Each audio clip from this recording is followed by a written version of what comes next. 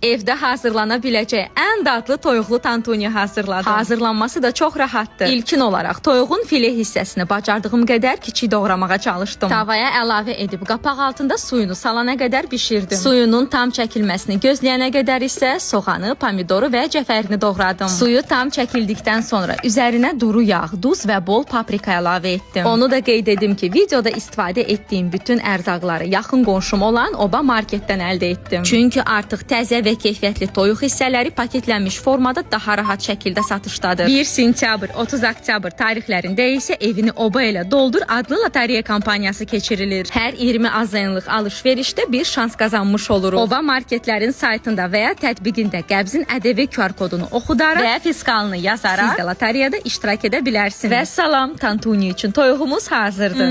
Dadlıdır. Mütləq hazırlayın. Sizə nuş olsun, mənə də xoş olsun.